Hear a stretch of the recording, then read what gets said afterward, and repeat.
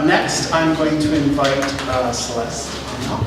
Celeste Pang is a PhD candidate in sociocultural and medical anthropology at the University of Toronto here, and also affiliated with the Bonham Centre for Sexual Diversity Studies, and the Institute for Life Course in Aging, which is now over in the Faculty of Social Work, the Factor in Montage Faculty of Social Work. It's taken me 8 years to learn how to say that.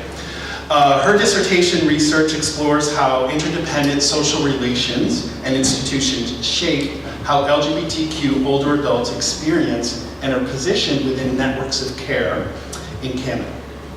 She has also contributed to gerontological projects around retirement, end-of-life care planning, and palliative care. So we're looking forward to hearing from you.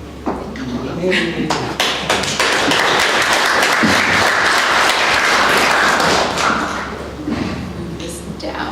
Does that work? Yeah. Cool. So thank you for the introduction. I just wanted to take this 10 minutes or so to tell you a bit about the dissertation research that I've been doing and just float a few ideas out there for discussion afterwards. That's okay. So I recently completed 18 months of ethnographic fieldwork for my dissertation in anthropology.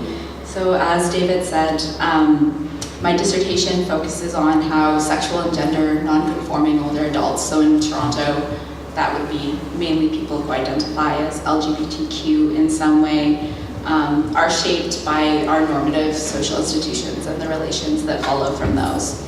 So I spent those 18 months conducting qualitative ethnography. So this included participant observation and semi-structured interviews to explore the experiences of LGBTQ older adults, particularly who are currently receiving care for chronic and complex health conditions in Toronto. So this included engaging with people suffering from the effects of strokes, heart disease, HIV, and dementia. And what I'm interested in is in how different key social variables, so gender, class, race, and family configuration affect the sources that people are seeking care from and where they're receiving care, and how their social locations, since I did go for a quite broad queer and trans umbrella, and our norms of providing care affect their day-to-day lives. So in the end, I conducted participant observation with 9 key interlocutors who live in long-term care homes and also receive care in the community. So basically 9 people in the city were generous enough to have me hang out with them for the year. It was fun. So what that looked like was I would have coffee with them in their living rooms.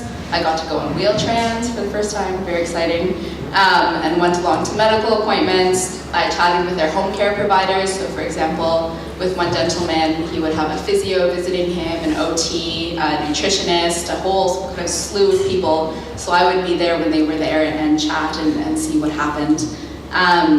For people who were living in long-term care homes, I'd kind of perch on a little stool beside them during meal times and try to have a conversation. I'd stand in hallways while they were being bathed when there was kind of a severe lack of chairs, and watched lots of TV and ate lots of candy that we weren't supposed to be eating. So it was quite an experience. And in addition to that, I conducted 2 sets of semi-structured interviews. And just looking in the room, I have to say this was with the support of some people who are here, so thank you for your generosity in that. So one set were interviews with over 50 LGBTQ identified older adults who are residing in the community, so that is not in institutions, about their perspectives of aging and receiving care. So what I wanted to do here was to kind of gain a broader understanding of what people's care experiences are, and then to identify what are some of the key commonalities and where did the differences fall from. I also conducted informal and semi-structured interviews with over 70 surrounding actors. So these were people involved in the care of key interlocutors, so powers of attorney, friends, no children or partners. And also with volunteers, frontline and administrative long-term care home staff, and then other community-based service providers and advocates, including social workers, home care coordinators, lawyers, physicians, and community activists. So what I was trying to understand in these interviews was how people kind of conceptualize their role in relation to the cared for as an other, and also to identify some key areas in healthcare and social policy to analyze further. So before I say a few more things, I would like to say I'll give my pitch for Anthropology. So my pitch is that what's really wonderful about it is that it kind of demands that we challenge everything that we take for granted. So any kind of social norm, any kind of truth that we think is out there, it kind of hits us on the head and asks us to look more critically at it. And in the course of my research, this became especially evident for me as I explored and also became challenged on myself. Normative assumptions around gender, around able-bodiedness, around what care is, around what kinship looks like, what friendship looks like, and of course also the popular narrative that we have here in Canada about our wonderful diversity and inclusivity, and about the accessibility of our healthcare and welfare systems, which are not accessible to the extent that they should be.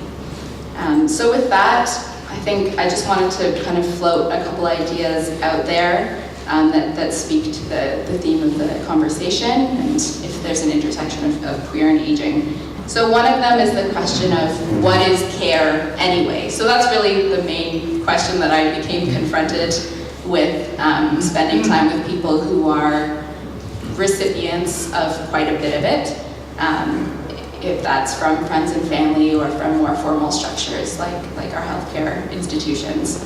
So what is it made out of? What does it look like? Who does it? So who does the dirty care work? Because it is dirty and smelly and not that glamorous. And also in Ontario, or whatever kind of scope you want to give to it, how do we understand who is deserving of care? So many scholars have explored how care can be a site of normalizing social governance and of subject formation. So that's to say, basically when people need help in life, we may have to act in certain ways or create certain narratives about ourselves instrumentally to get the care that we need. The majority of queer and trans people who I engaged with during research live under the poverty line and have or currently depend on a variety of public services and welfare supports, including subsidized housing, pension supplements, and the healthcare system. So while I think this is a social safety net that is obviously wonderful to have, with it comes evaluations about who is worthy of care and support, and norms and priorities about what care should be. And these do not necessarily fit with people's visions of themselves and their lives, particularly people who have tried to live otherwise to the norm. So I think that here the question is how can we, the question for the community I think is how can we nurture people into old age rather than simply take care of their activities of daily living.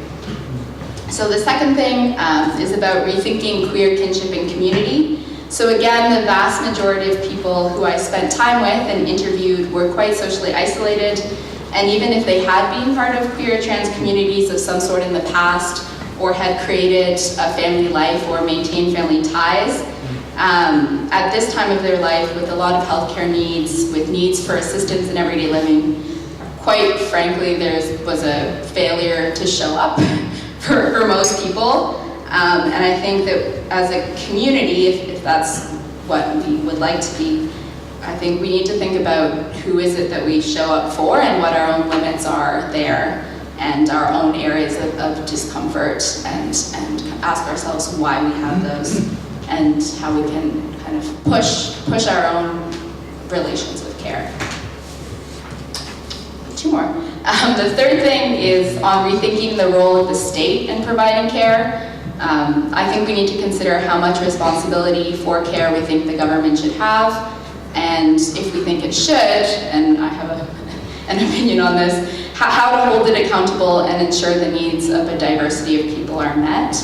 I think we need to consider if a system where budgets for frontline workers, so for example, personal care assistants, many of whom are women of color or internationally trained professionals who are newly settled immigrants to Canada and can go through a PSW course, are so tight, and a system in which contracts for many of the services that older people use are put on the free market for competition and then kind of left there. If this is the kind of system that we want, or if we want to push for something that looks different.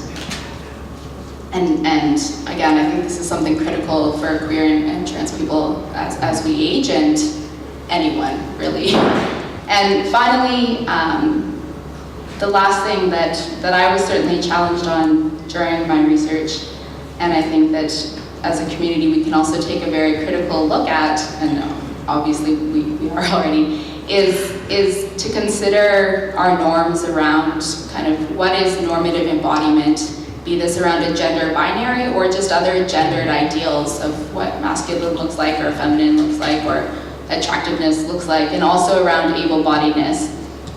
So these are also norms that I think are crucial to challenge within healthcare policy and delivery, and if we are to care in a better way for aging people, because the body changes, and whether we've made changes to it throughout our lives or embodied ourselves in different ways, this will continue, and kind of the social norms that we have and the healthcare structures that we have, I don't think are equipped to deal with the real range of embodiment that we have.